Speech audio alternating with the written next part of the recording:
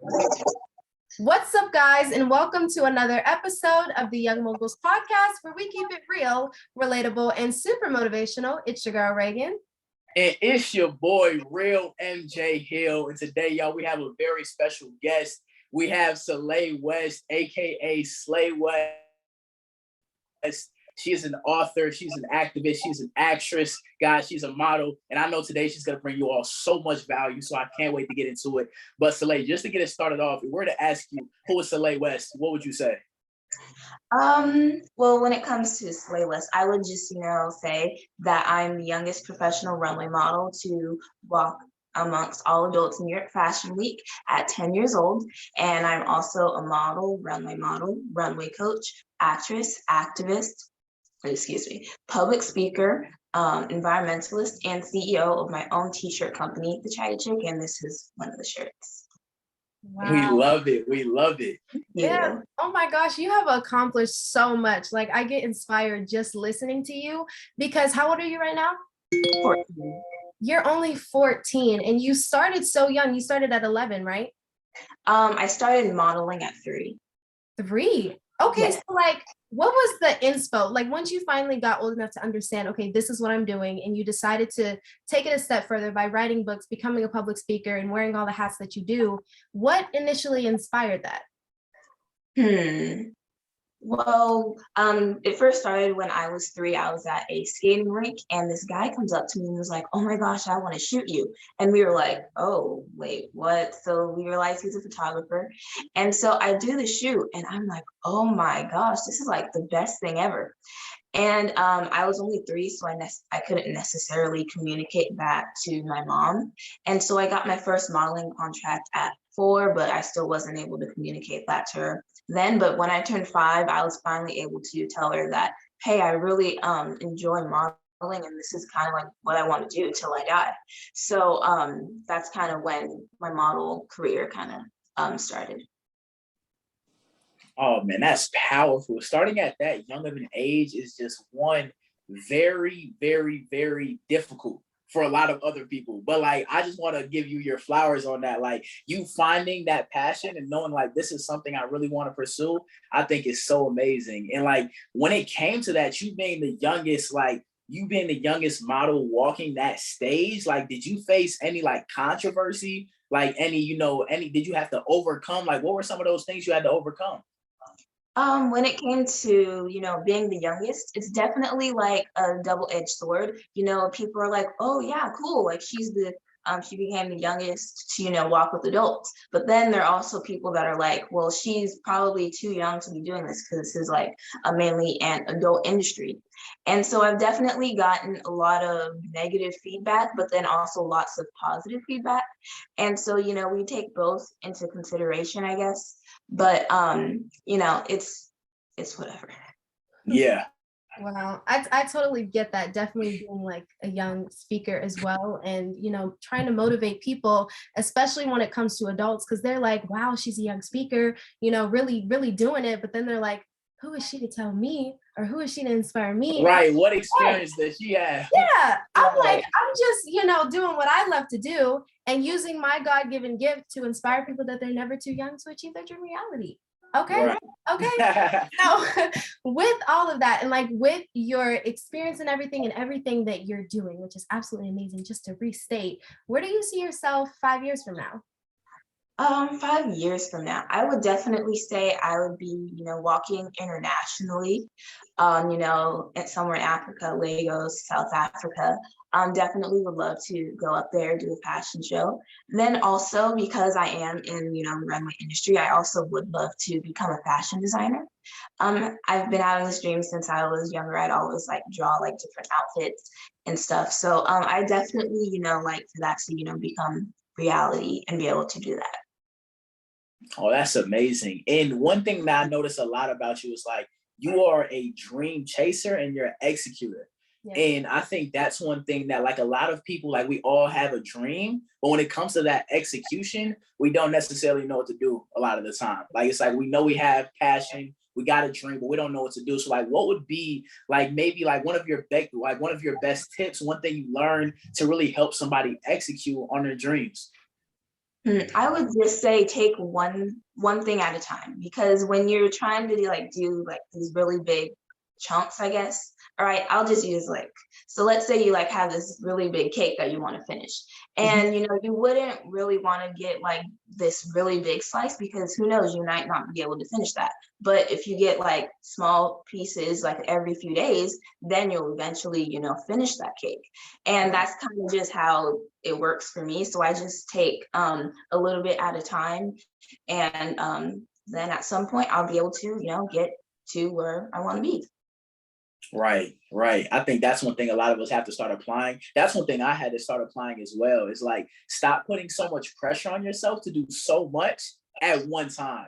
And like Right. you said, just take it piece by piece, take it step by step, and really just execute on smaller steps, because eventually it's going to lead to greater destinations. Like it's going to lead to great distances, taking one step at a time. And I think sometimes, sometimes it just comes down to like that pressure of like, I'm not going fast enough. Like I'm not executing quick enough, or like I see somebody else doing it at a higher scale than I am, and like it's that comparison factor as well.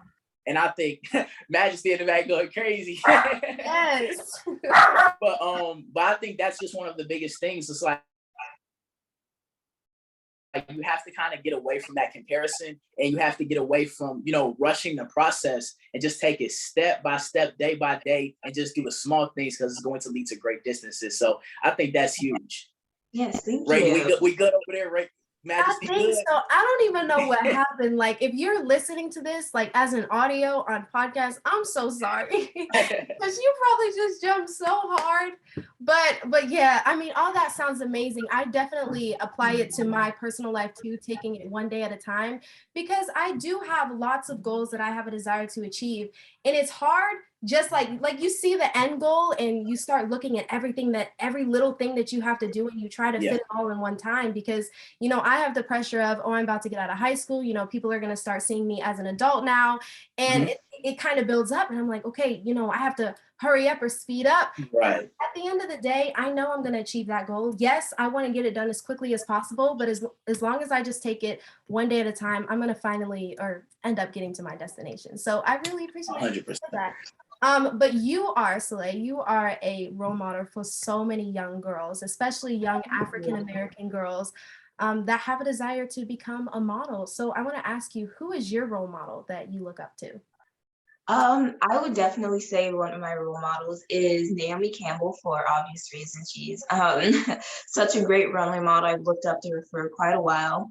Then I'd also say Lyris Cross. She's from season 16 of Project Runway. She's one of the models. And, she's really like an activist that's speaking up about model diversity in the industry, which I really appreciate. But then also I look up to Viola Davis, because she always wears her natural hair when it comes to like red carpet events, or even when she wore her natural hair for, I think it was Vanity Fair. And I thought, as a girl that has natural hair, being able to see someone that looks like me, that has my hair texture on a magazine, it feels really good and really empowering. No, that's amazing. And out of all of those people, like, what is one character trait that you see within these people that really connects to you? Is it like their authenticity? Is it like how bold they are? Like, what is that characteristic that you see within these people? I would say it's just them, embracing who they are, I would say. Them just, being unapologetically themselves.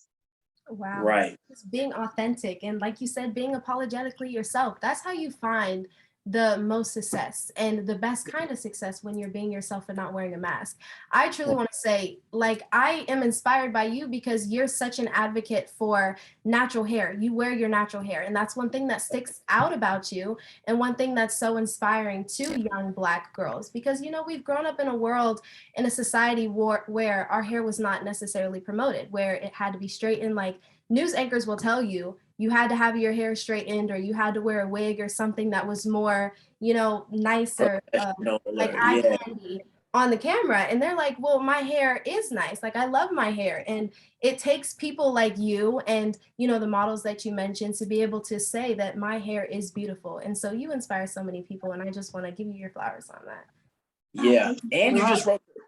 you just wrote your first book, right? Well, second book. Yes, my second book. The first book I wrote was co-authored with my mom. And how was that? Like, you can take us through the first book and the second book. Like, how, like, what inspired you to write the first one with your mom, and then what was like your inspiration for your second book?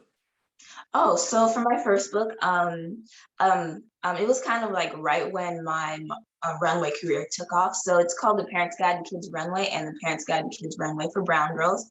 So there is a lot of people asking how to get their daughter into runway. So my mom and I, just decided to, create a book.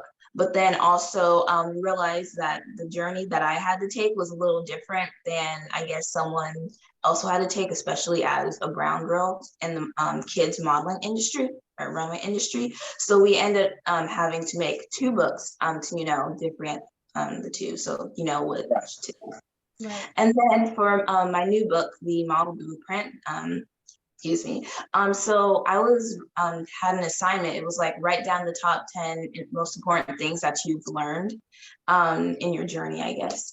And so I was writing down those top 10 things, and I realized that, hey, this everything that I wrote has like a story to it. And Right. so each story, made me feel some type of way or affected me in some type of way, whether that was good or bad. And those things also helped me, create who I am today. So it's kind of like my blueprint. So that's why it's called The Model Blueprint. But yeah, technically, that's pretty much it. I love that. I love that. That's powerful. Yeah, most Yeah. definitely. That's very interesting. And I relate to that because that was low-key beat to a certain extent when it came to writing my book, Vision Collision, Think, Write, Believe, and Achieve. Because at first, I'm starting to tell people that I wanted to write a mystery series. I was a Okay. fan of A to Z mysteries. Had every single book of the collection, always read it at the school library. I mean, you catch Reagan, you catch A to Z mysteries. And so I used to give people, that love that I had for mystery books. And so I had, entered into a competition or whatever to be able to have my book edited and published for free. And so I intended to write a mystery book, but through that, I realized I had to go through Think, Write, Believe, and Achieve to get there. And so that's how that came about. And that's how, I had ended up publishing that. And so it was kind of like, weird because I had something that I intended to do, but came out with a completely different product. And that's why I think it's always important to keep an open mind because we never know what our journey is going to be and we never know what our final destination is going to be. So always keep an open mind when it comes to like actually achieving your dream reality because what you may think may happen is not necessarily going to happen and it'll actually help you out in the end and for the better good. So Yeah. And did you want to say something, Celai? Oh, no, you're good. So this is one thing I noticed is like something great came out of something unexpected. And this is really one thing I want to touch on right here. Celai was doing an assignment, just writing down 10 things, like 10 of the most powerful things she learned and turn it into a book for herself. Reagan got thrown off guard. She wanted to write a mystery series, but then went through a journey that led her to writing Think, Write, Believe, and Achieve. A lot of times we overthink and kind of look in so many different places for inspiration, for ideas and things of that nature, when sometimes it's right in front of you. Like your next book may be right in front of you. Your passion, what you really want to do, what you love, it may be right in front of you. Sometimes you got to think, sometimes you got to look around like, man, look at where you are right now. Look at some of the things you're doing. And I promise you can find inspiration in anything. And I think we just got to stop overthinking. And I think once we tap into that, we're going to find a lot of success because I'm telling you, a lot of things come out of things unexpected. I never even thought I would become a motivational speaker until I had to sit down from playing basketball for 8 weeks. Mm-hmm. And now it's motivational speaking is my main thing. So I think, inspiration come out of anywhere. It can come out of the blind side, but I just think that's definitely something I wanted to point out right there. Oh yeah. Right. Oh, I'm sorry. I did also want to say, when you were talking about, unexpected, roads. When it came to me with runway, I never necessarily enjoyed it a lot compared to modeling. And I think it definitely kind of grew on me the more that I did it, I guess. And, you know, it definitely became, you know, one of my favorite things along with modeling, but I never necessarily expected for me to enjoy it that much, I guess. Wow. Right. Wow. Well, you were killing it because I've seen all those Killing it. videos, seen all the magazines, everything, and you was just like, just a strutting. And I was like, go Celai. Yeah. But another question I did want to ask you is what's your main mission? Like with everything that you're doing, you know, the books that you're writing, the books that you'll continue to write, like what's your inspiration behind it all? Or one thing that you want to tell a little girl if we were to ask you to inspire them? I would definitely say like my main inspiration for, I guess, writing the books and everything that I do is to inspire little girls, I'm sorry, to, you know, be who they are and not have to, they don't have to, you know, change themselves to fit in and feel beautiful, especially since that's kind of the stuff that I went through in the industry, them wanting to change who I am, I guess, in a way.